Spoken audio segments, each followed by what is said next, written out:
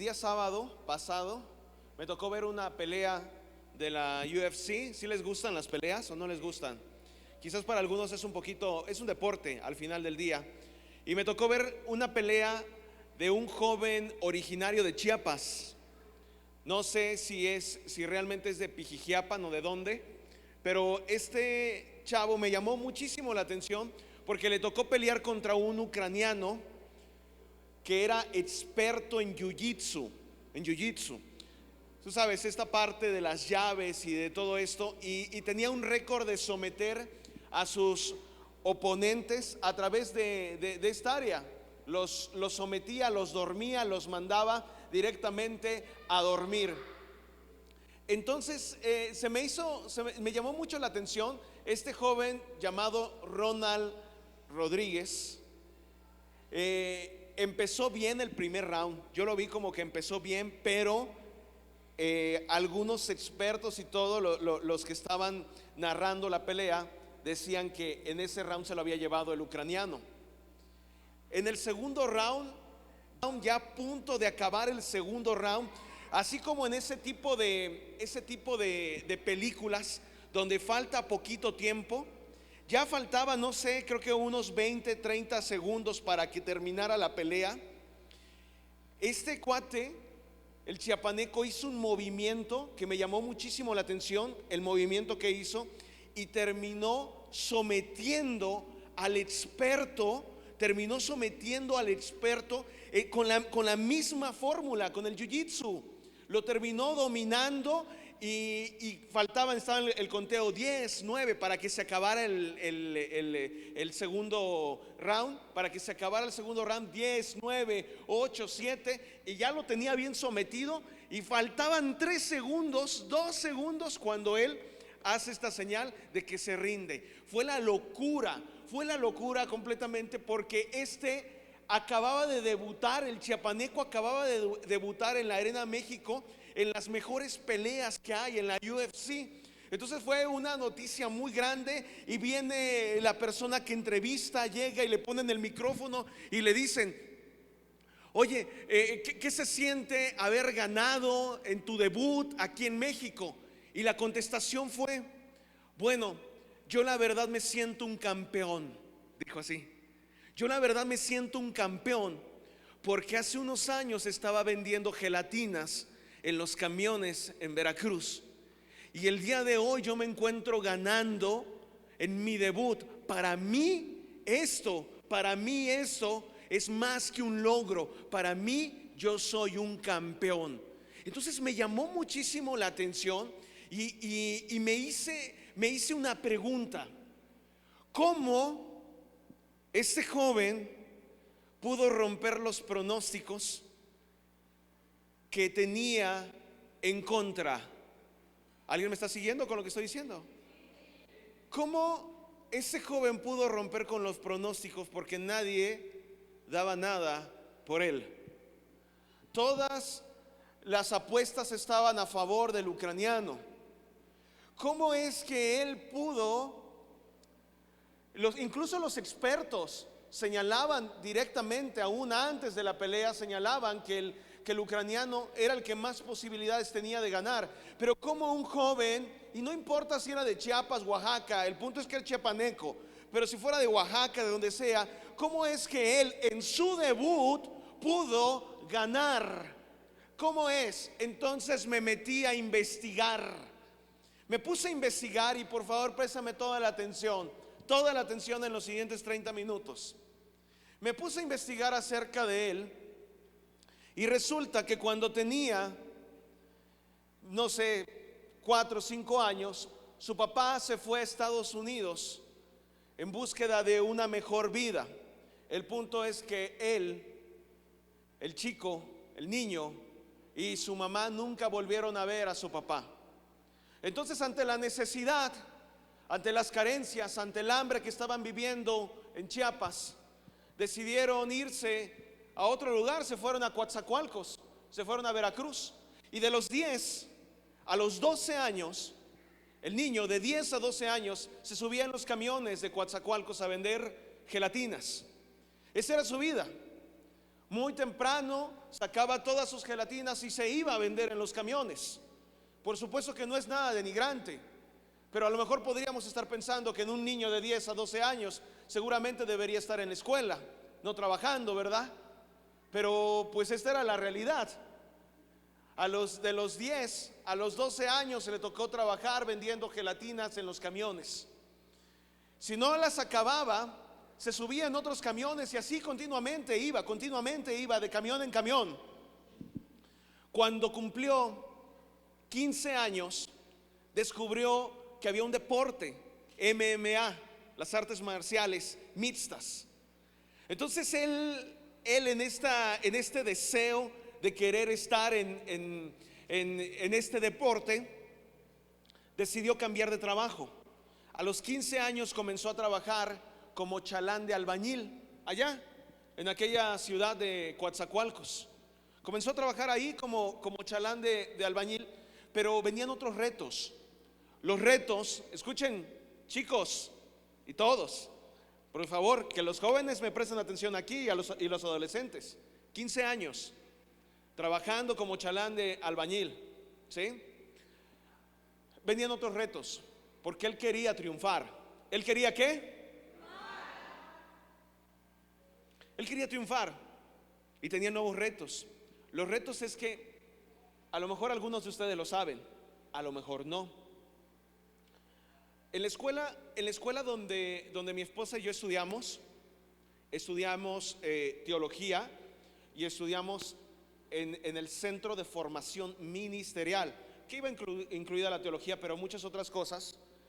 Parte de nuestra formación, por ejemplo, para hombres, y en algún momento también a ella la vi, pero nosotros como hombres, nos pusieron a trabajar como chalanes de albañil. Tú podrías pensar y decir que a lo mejor la teología solamente es sentarte en un pupitre y escuchar a un maestro que está ahí, pero con nosotros estaban trabajando en nuestro carácter. Teníamos clases intensivas de teología, pero también teníamos una formación un poco ortodoxa. Iniciábamos las mañanas con un devocional y después nos íbamos a trabajar como ayudantes de albañil, como peones, como chalanes. ¿Me explico? Entonces, por eso puedo decirte que realmente el hecho de trabajar, cargábamos las latas. A mí me tocaba cargar latas, ¿sí? Las latas de arena, se llenaban las latas de arena, las latas de grava, se echaban al trompo, etcétera, etcétera. Luego las cargábamos y subíamos unas escaleras que la verdad era lo más difícil para mí. Subir unas escaleras cargando una lata era súper complicado. Y entonces me puse a pensar cómo él a los 15 años, el trabajo de ayudante de albañil es uno de los trabajos más complejos que hay físicamente hablando.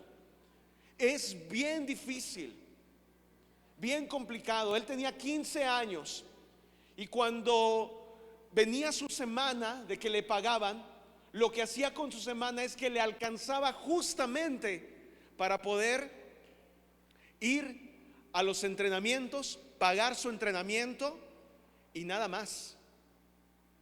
Y yo me puse a pensar y digo, en las mañanas trabaja de esa manera y en las tardes se va a entrenar. ¿De dónde tiene tanta fuerza? ¿Verdad? Síganme por favor con mucha atención, ojalá no se me distraigan, porque es importante. Présteme toda la atención. ¿De dónde saca tanta fuerza este chavo?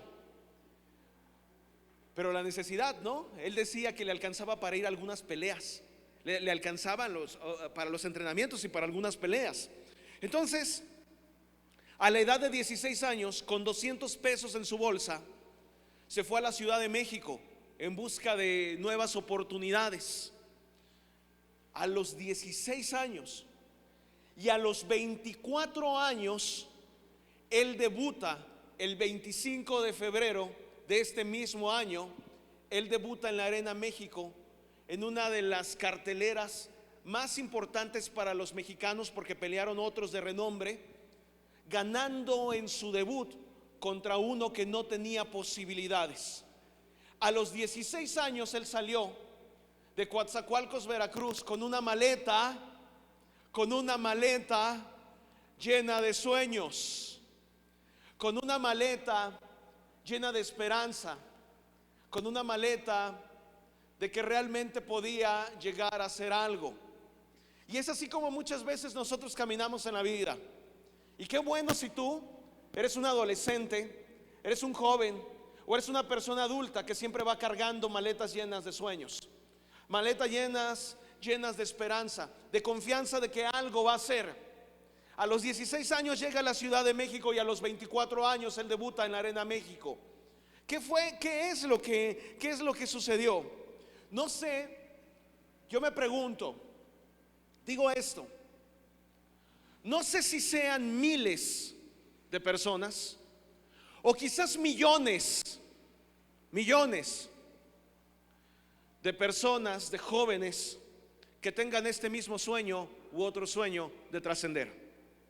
Yo no sé si son miles ahora, porque cada vez hay menos personas que sueñan. No sé si sean miles o quizás sean millones de personas las que tengan un sueño. Por ejemplo, este sueño, hablando de poder ser un profesional en la UFC. Yo no sé si son millones de personas, pero la pregunta es, esa es la pregunta, familia, atención, esa es la pregunta que te hago a ti. ¿Por qué unos lo logran y otros no? Te la estoy haciendo a ti directo. Atención, préstame toda la atención. ¿Por qué unos lo logran y otros no? ¿Por qué si todos tienen un sueño grande? ¿Por qué si todos tienen una meta, un objetivo? Él soñaba con poder debutar como profesional, pero la pregunta va: ¿por qué unos lo logran y otros no? ¿Por qué unos tienen éxito y otros no tienen éxito? ¿Por qué unos llegan a la cima y otros no? ¿Por qué? O sea, ¿cuál es la clave del éxito para realmente lograr esto? ¿Qué es lo que marca una diferencia? Pregunto, ¿será acaso que lo que va a marcar una diferencia van a ser los papás que uno tenga? Jóvenes y adolescentes, ¿la diferencia la va a marcar tu papá? ¿La va a marcar tu mamá? La diferencia, ¿qué es lo que va a marcar la diferencia? ¿Qué es? ¿Qué será? ¿Acaso es la suerte? Porque luego se escucha decir: es que ellos tuvieron mucha suerte. Es que este chavo que vendía gelatinas tuvo un montón de suerte. Me gustaría saber dónde estuvo la suerte. Es que tuvo un montón de suerte. O quizás fue el dinero. El dinero es lo que los hace triunfar. El dinero es lo que los lleva al éxito. El dinero es lo que los lleva a la cima. No fue ninguna de estas cuestiones. No fueron sus padres. No son tus padres. No son mis padres.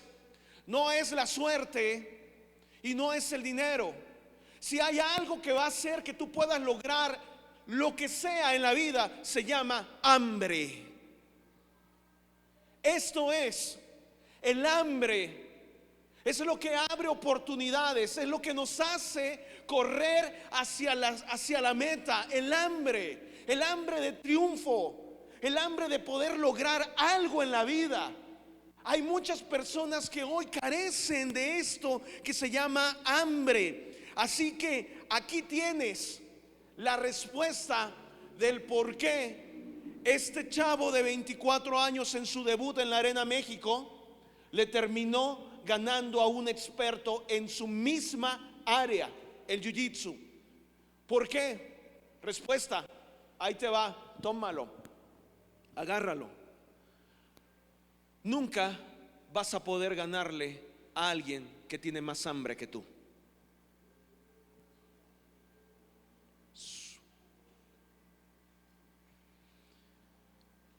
Eres muy bueno, puedes ser muy bueno en lo que haces, pero si compites contra alguien que está más hambriento que tú en triunfo, te va a ganar.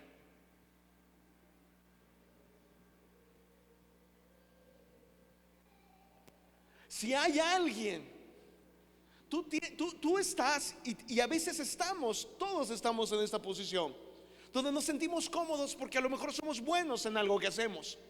Pero si viene alguien más hambriento que nosotros, nos va a ganar. Esta historia de Ronald Chiapaneco, 24 años, es solamente una de las muchas historias que yo me sé acerca de este común denominador que se llama hambre. Julio César Chávez, ¿Han escuchado acerca de él? Y los que no, por favor, instruyan a sus hijos, Dios mío. Como papás, instruyanlos en el deporte también. Julio César Chávez, Manny Pacquiao. Parece que estoy hablando en japonés. Manny Pacquiao.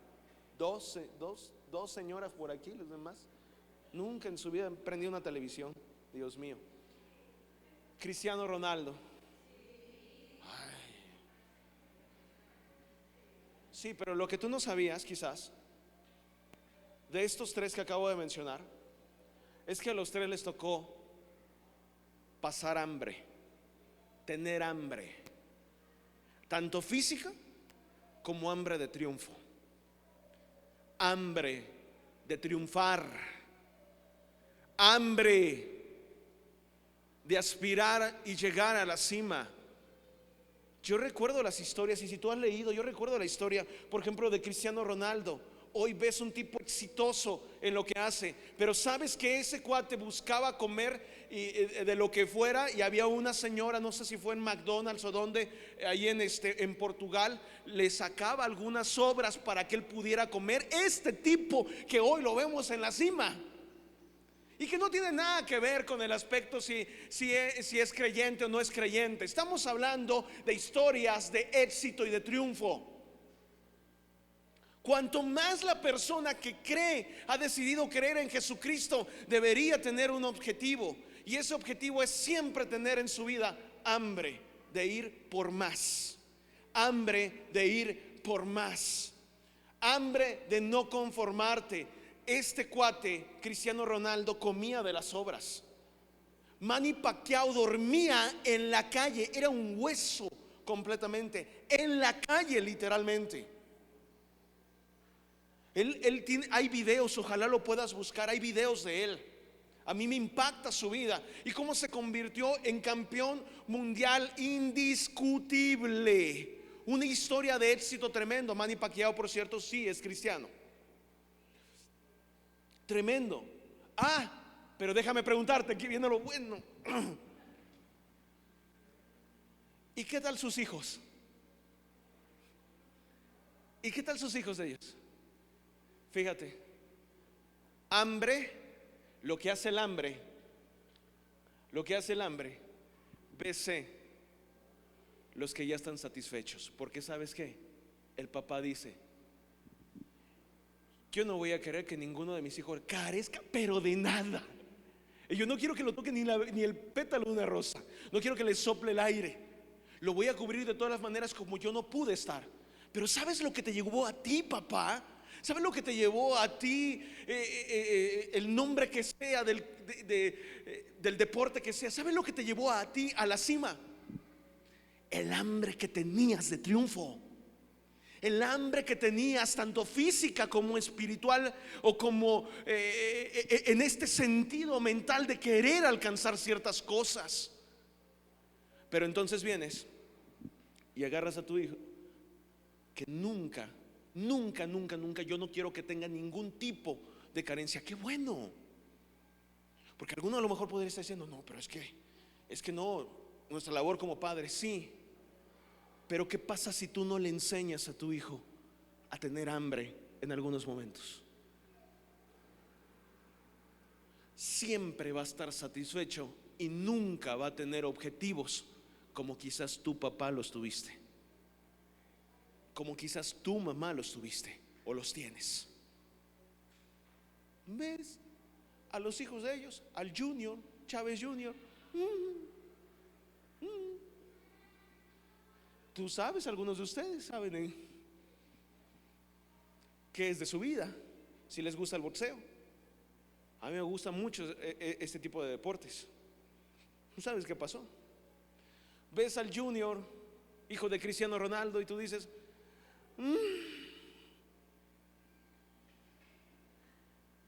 a sus 12, 13, 14 años, el papá, Cristiano Ronaldo, carecía del alimento, tenía hambre, y lo hacía esforzarse, dar lo mejor en los entrenamientos, con una mentalidad a los 14, 13, 14 años de triunfo.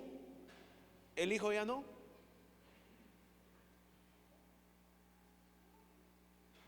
Hambre, satisfecho. ¿Qué tanta hambre tienes hoy tú? ¿Qué tanta hambre tienes de poder alcanzar los objetivos? ¿Qué tanta hambre tienes de triunfo?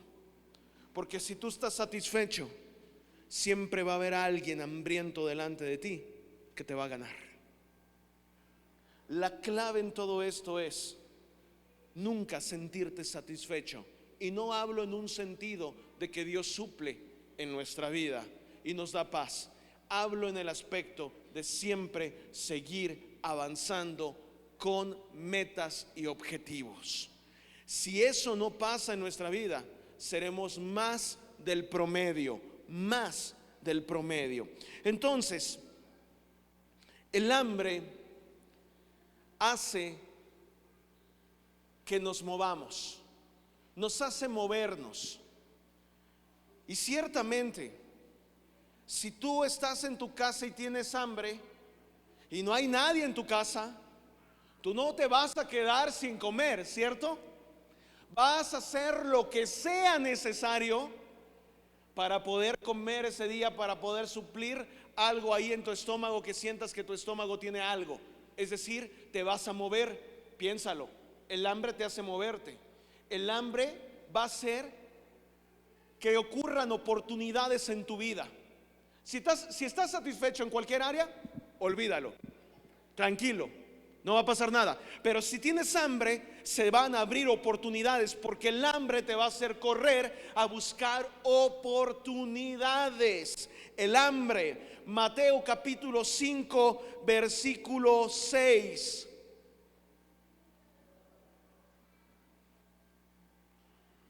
Mateo capítulo 5, 6. Bienaventurados, bienaventurados los hambrientos y sedientos, porque ellos van a ser saciados. Hambrientos y sedientos de justicia, porque ellos van a ser saciados. ¿Eso dice el verso? Bienaventurados aquellos que tienen hambre y que tienen sed de justicia, porque ellos son los que van a ser saciados. Entonces, al ver este verso, bienaventurados, muy dichosos, muy bendecidos, aquellos que tienen hambre, aquellos que tienen sed, y de repente nos añade la palabra justicia. Entonces, comprendemos, por cómo te he venido predicando, que debemos tener hambre y que debemos de tener sed.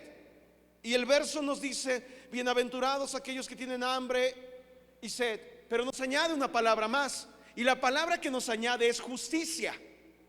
Entonces, ¿qué entendemos por justicia? Y la respuesta es que lo que nosotros entendemos, pero que no necesariamente está hablando el verso, es esto. Nosotros entendemos por la palabra justicia aquellas personas que han sido violentadas, aquellas personas que han sido oprimidas, aquellas personas que han vivido injusticias y que están clamando a Dios para que Dios responda en estas áreas: opresión, violencia, injusticia. Porque el verso nos dice, bienaventurados aquellos que estén hambrientos y sedientos de justicia. Y así lo entendemos: aquellos que sufren, aquellos que están sufriendo violencia, aquellos que están oprimidos, aquellos que tienen injusticias. Pero piénsalo bien: bienaventurados aquellos que están hambrientos y sedientos. ¿De qué? Si lo pensamos bien, decimos, ¿de qué? Entonces, estoy hambriento y estoy sediento de justicia, de que se me haga justicia en la violencia, que se me haga justicia en la opresión, que se me haga justicia en esto. Entonces nos damos cuenta, atención aquí, que el verso es mucho más profundo y que realmente no nos está hablando de esto. Quizás así lo has interpretado durante mucho tiempo. Bienaventurados aquellos hambrientos y sedientos de justicia, porque ellos serán saciados. Si tú lo meditas con calma en tu casa, te vas a dar cuenta que incluso no tiene como que mucha lógica.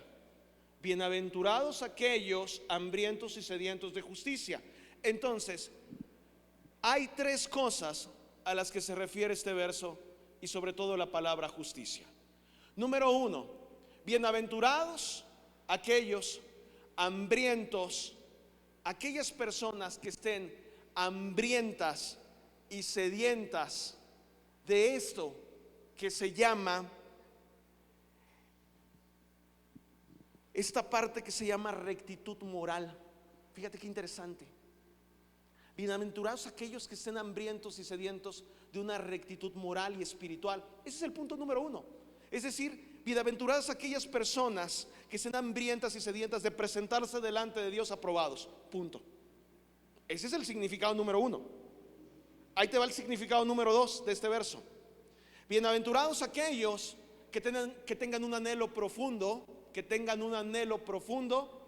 de Jesucristo. Ese es el significado número dos. Pero yo quiero hablarte del significado número tres, de acuerdo a la palabra justicia en este contexto. Préstame toda la atención y espero no confundirte.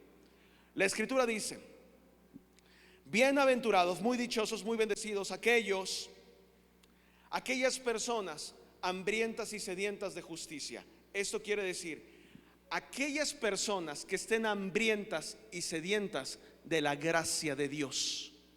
Esta es la traducción más acertada del verso en cuestión de justicia. Ahí te va.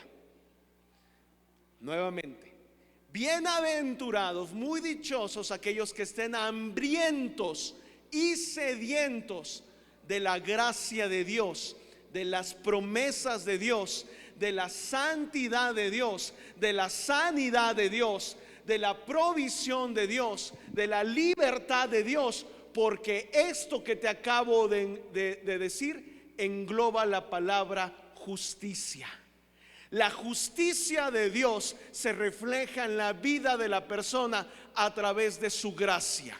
Y su gracia incluye las promesas, la santidad, la sanidad, la libertad, la provisión y todas estas cosas que vemos en la escritura. Entonces dice: bienaventurados aquellos que estén hambrientos y sedientos de la gracia de Dios, porque ellos son los que van a ser saciados. Es decir, si una persona está hambrienta y sedienta de la justicia de Dios en el área de la sanidad, en el área de la libertad, la justicia de Dios en esa área va a saciar a la persona. ¿Me estoy explicando o no me estoy explicando? El hecho de que nosotros podamos ver algo en nuestra vida depende de qué tan hambrientos y sedientos estemos por ello. Si yo estoy hambriento y sediento de ver la justicia de Dios en mi vida, en el área de la sanidad, yo lo voy a ver, porque dice la escritura que eres muy dichoso si estás hambriento y sediento de la justicia de Dios, porque vas a ser saciado. Si en mi vida yo estoy hambriento y sediento de la provisión de Dios, de la justicia de Dios a través de esta área que es la provisión, yo lo voy a ver, porque eso incluye la justicia de Dios para mi vida. Justicia de Dios incluye lo que es la gracia de Dios, la santidad, la sanidad, la provisión, la libertad. Todas estas áreas engloban lo que es la justicia de Dios. Entonces, cuando hay una persona que está hambrienta, yo estoy hambriento, yo estoy sediento de la justicia de Dios, es saciada. Fíjate nada más que interesante. El hambre justamente y la sed que nosotros tengamos de Jesucristo, de su obra, de su justicia, es lo que va a terminar saciando nuestras vidas. Y desafortunadamente hay mucha gente que no tiene hambre de la justicia de Dios. Por eso dice: es muy dichosa la persona, es bienaventurada la persona, es muy bendecida aquella persona que tiene hambre y sed de justicia. porque ellos son los que van a ser saciados. No se está refiriendo a aquellas personas que han sido violentadas, oprimidas. Podríamos ponerlo en algún caso así, pero se está refiriendo el contexto justamente a aquellas personas que tienen hambre y sed de la justicia de Dios, en la gracia de Dios. Aquellas personas que están deseando que algo pase en su vida y están hambrientas por Dios, buscando a Dios, buscando que se haga justicia, su justicia en la vida de la persona, quizás una libertad. Quizás haya personas que se sientan atormentadas y estén buscando esa justicia de Dios. Esas personas van a recibir una contestación de Dios, porque son bienaventurados aquellos que tienen hambre.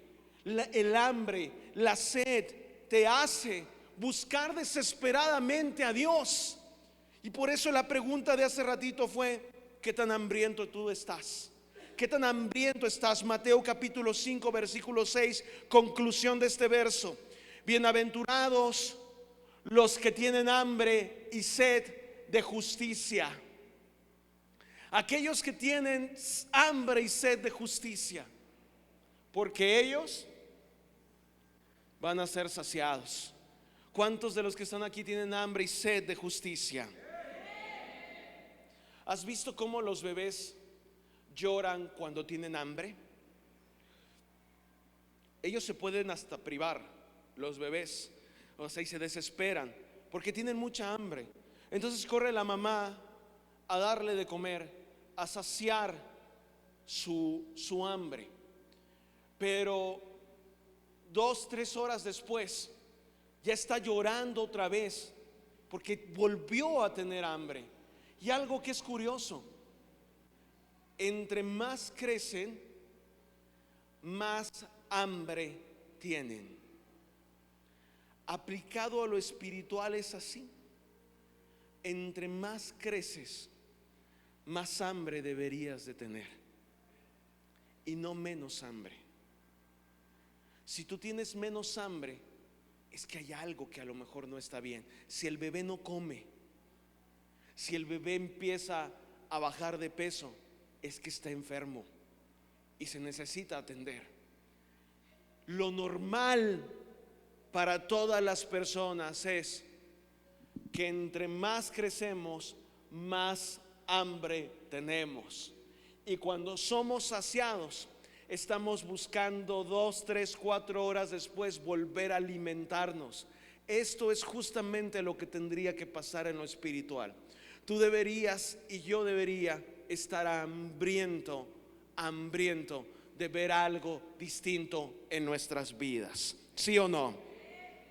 El hambriento será saciado, porque el hambriento recibe alimento, recibe lo que está buscando. Mira Lucas capítulo 1 versículo 53. Al hambriento llenó de cosas buenas, y a los ricos despidió con las manos vacías. ¿Por qué? Porque al hambriento le dio muchas cosas, y al rico lo despidió con las manos vacías, porque el rico se sentía satisfecho y el hambriento no se cansaba de pedir y de buscar. ¿Cómo te encuentras hoy en tu trabajo? ¿Hambriento o satisfecho? ¿Cómo te encuentras hoy con tu familia? ¿Hambriento o satisfecho? ¿Cómo te encuentras tú hoy en alguna disciplina, en el deporte, en la escuela, en lo que tú estás haciendo? ¿Te encuentras hambriento o te encuentras como estoy bien, gracias? Porque si no estás hambriento, tampoco tienes hambre de triunfo.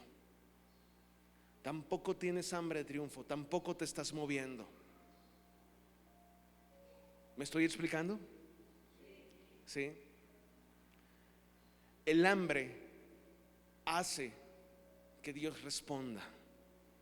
Y si lo vemos desde el otro punto, como comencé, es: nunca vas a poder ganarle a alguien que tiene más hambre de triunfo que tú.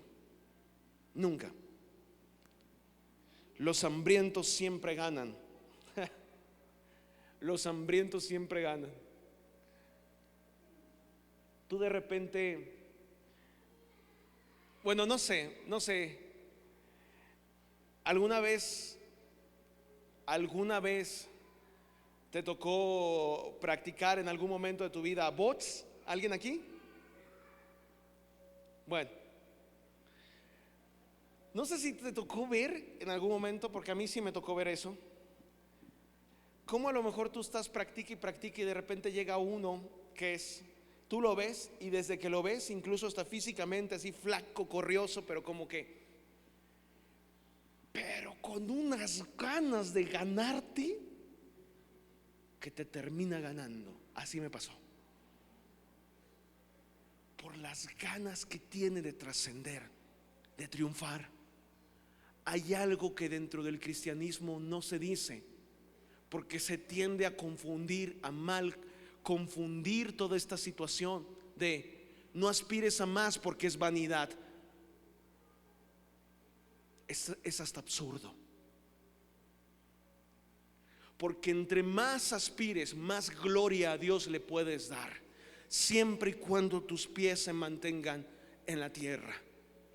Lo contrario sería, no, siempre quédate así en la misma sintonía. Hoy estás bien, hoy como tú estás bien. No, hoy tú vas a salir de este lugar retado por Dios a que te vuelvas un hambriento de alcanzar lo que Dios ha puesto en tu corazón, los sueños que Dios ha puesto en tu vida, las metas que a lo mejor tienes, los objetivos. No te puedes seguir quedando tranquilo así de no pasa nada, porque los años se nos van.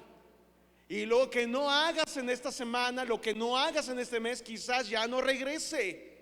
Lo que tienes que hacer es volverte un hambriento, tener hambre de triunfo, tener hambre de hacer algo.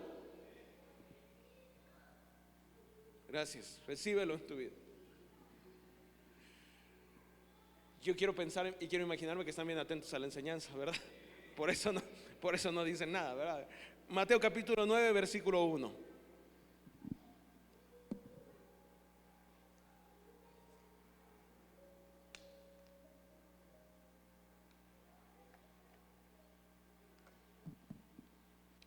Entonces, entrando Jesús en la barca, pasó al otro lado y vino a su ciudad. En otras ocasiones lo he compartido, pero es necesario compartirlo porque va de acuerdo al tema. Dice que Jesús entró a su ciudad. ¿Cuál ciudad? Número 1, Belén. Y no, Belén no era, ni siquiera se sentía parte de Belén Jesús. Número 2, Nazaret. Ahí creció, pero tampoco es Nazaret. Número 3, Jerusalén, la ciudad santa de Dios, pero no, tampoco. Incluso si tú lo ves, había muchos obstáculos por los cuales él no se sentía cómodo estando en esas ciudades. En Nazaret la gente era incrédula y no creían en él. No era bien recibido Jesús en Nazaret. Vemos otra que es Jerusalén. En Jerusalén tampoco era bien recibido Jesús porque la gente era religiosa, incrédula por un lado y por el otro lado religiosa. Repite conmigo, incrédula. Y ahora repite, religiosa. La incredulidad y la religiosidad en tiempos de Jesús hicieron que estas ciudades en las que él creció, y se supone que era la otra ciudad, que era Jerusalén, la ciudad de Dios, la ciudad donde Jesús tenía que estar y manifestarse, ninguna de esas dos ciudades para Jesús fueron su ciudad. Entonces, ¿de qué ciudad nos está hablando? Porque dice que entró a su ciudad, que vino a su ciudad. ¿Qué ciudad es? La escritura nos dice que fue la ciudad de Capernaum. Esta fue la ciudad de Jesús, la ciudad de Capernaum. Marcos capítulo 2, versículo 1.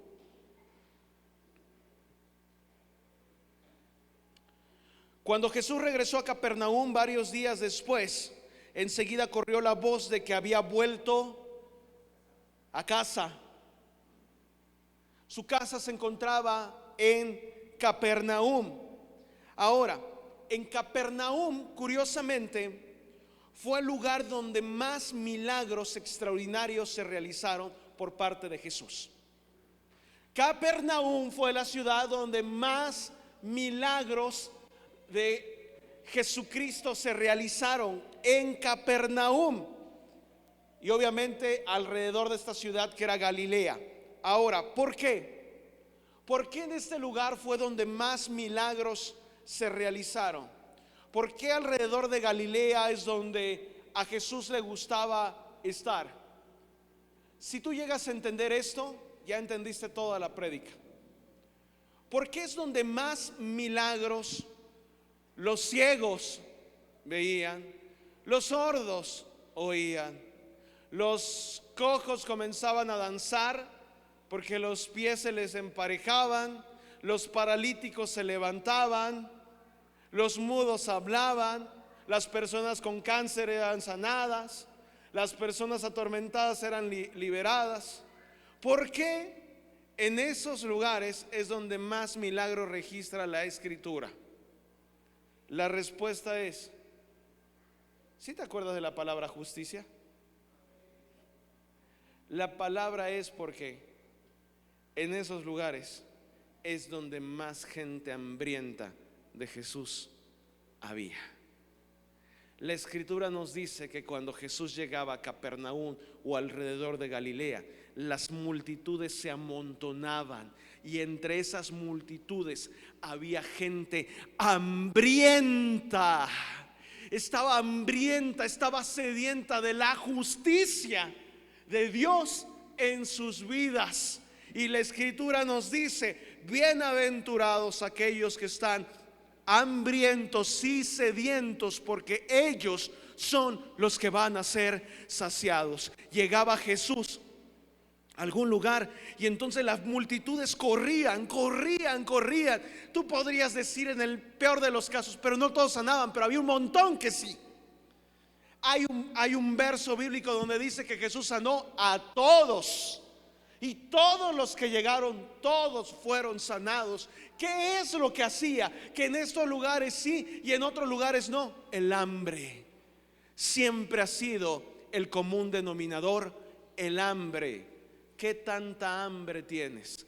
A mí me ha tocado ver en muchos lugares el papá o la mamá, ¿verdad?, con Dios dando: Señor, y te amo. Y al lado el hijo: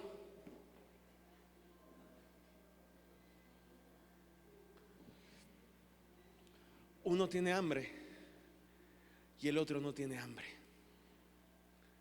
Uno va a ser saciado y el otro no va a ser saciado, porque esto es lo que termina marcando una diferencia en cualquier área que tú desempeñes. Piénsalo: ¿eres como el montón o eres de los que destacan porque tiene hambre?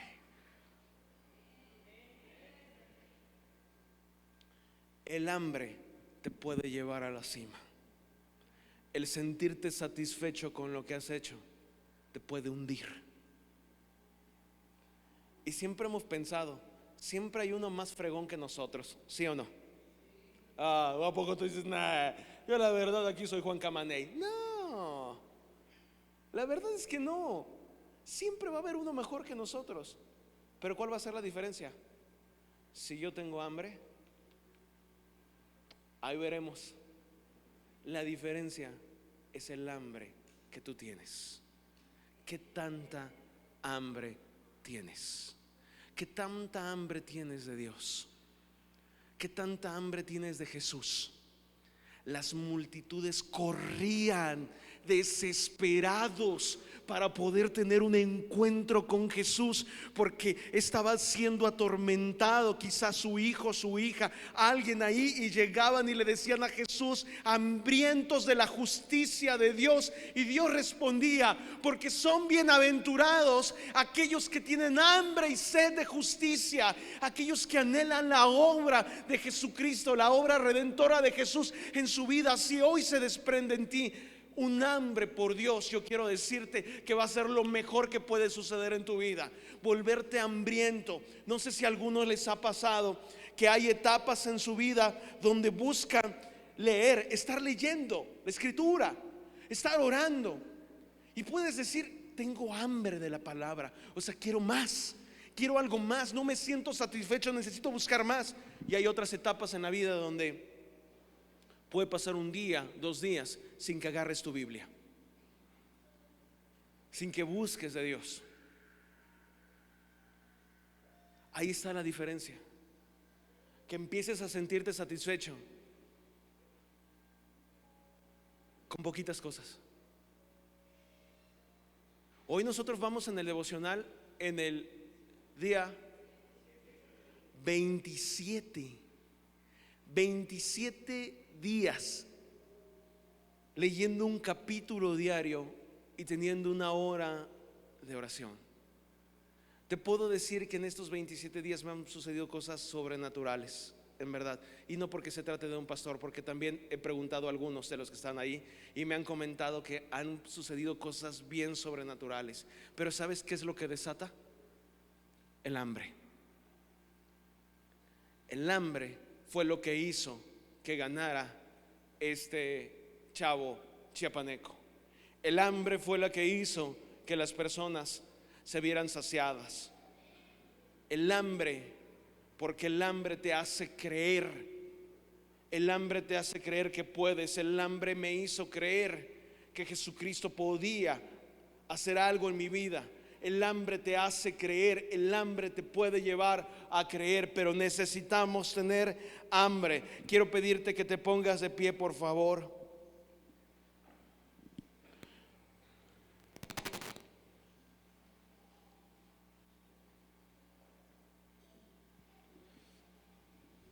Días caminando detrás de Jesús.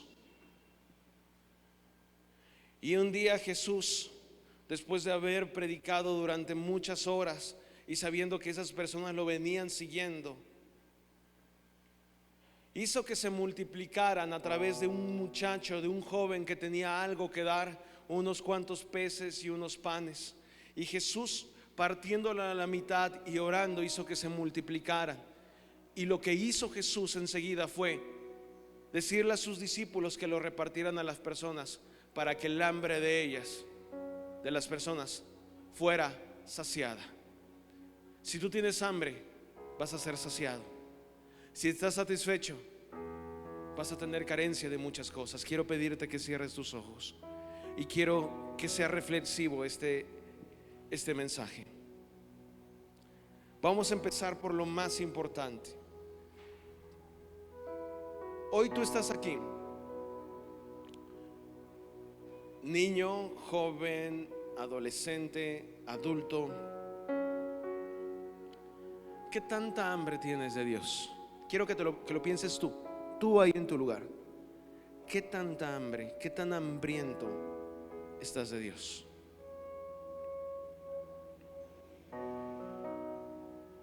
Escucha muy bien, porque entre más hambriento estés de Dios,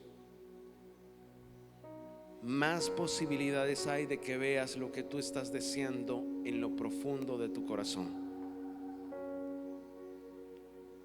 Porque tú vienes aquí también con necesidades, vienes aquí también con situaciones difíciles y te topas con un tema que habla del hambre. Es que sí, es que esto fue el común denominador de la gente en tiempos de Jesús, por lo cual se veían saciados.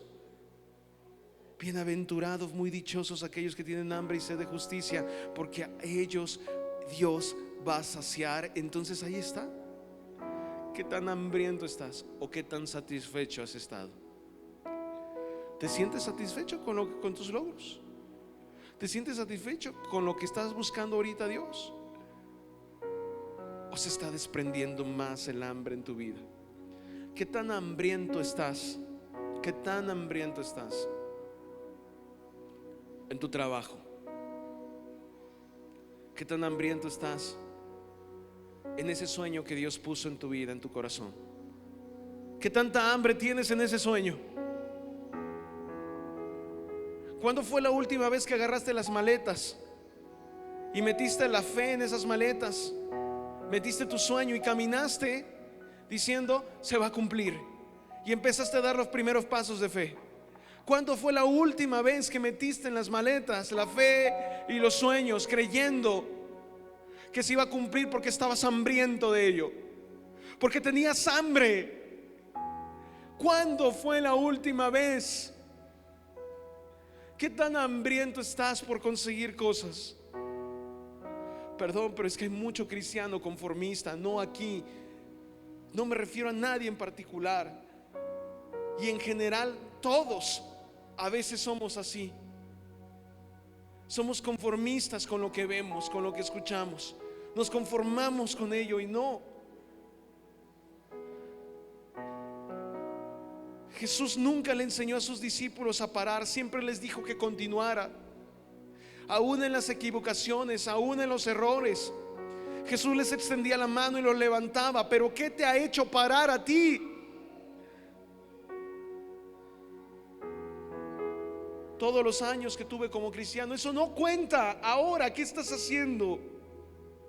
¿Por qué has dejado de tener hambre? ¿Qué tan hambriento estás con tu familia? ¿Por qué restringes que tu familia busque de Dios?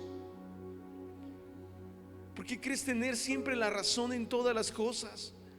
¿Por qué no te puedes ver humillado quizás y decir: reconozco que estoy necesitado, hambriento de Dios? Padre, vuélvenos una congregación hambrienta de ti. Oro en estos momentos para que cada persona, Señor, que ha recibido un sueño tuyo, pueda esforzarse como alguien hambriento en búsqueda de la comida. Enséñanos a nosotros como padres también por momentos a mostrarle a nuestros hijos cómo es la realidad de las cosas. Yo quiero decirle algo a algunos padres de parte de Dios y no de parte mía.